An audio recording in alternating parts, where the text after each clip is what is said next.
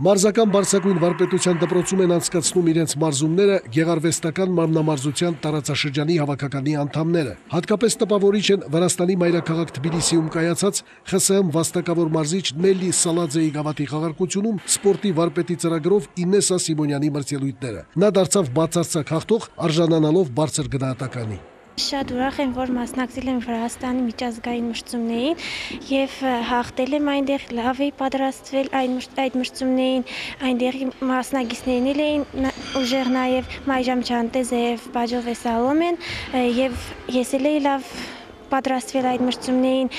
նույնպես ես շատ ուրախ եմ, որ հաղթել եմ, պատրաստում եմ առաջիկայում կայացված մրցումներին։ Վրաստանի միջազգային մրցաշարում արծաթե պարգևի է արժանացել մարզական բարձրագույն վարպետության դպրոցի մարզիչ Ասիա Սիմոնյանը, իսկ կրտսեր տարիքի աղջիկների մրցապայքարում պատվոարտակի 3-րդ աստիճանին է կանգնել Լուիզա Մանուկյանը։ Մինչ այդ մայրաքաղաքի բացառաշտությունում փայլել էր Յալտայի Սվենտանա միջազգային մրցաշարի հաղթող Ալվարդ Կարախանյանը, 4-րդ տեղ էր գրավել Նելլի Զորինան, իսկ 5-րդ արդյունքն էր ցույց տվել Անի Նիկողոսյանը։ Մարզային հավաքականի ավագ մարզիչ Անուշ Սիմոնյանի կարծիքով իր սանուհիներն արդեն լրջագույն փորձ ունեն ու կարող են ձգտել միջազգային հաջողությունների։ Մեր մարզուհիները այնքան լավ էին պատրաստված առաջնությանը,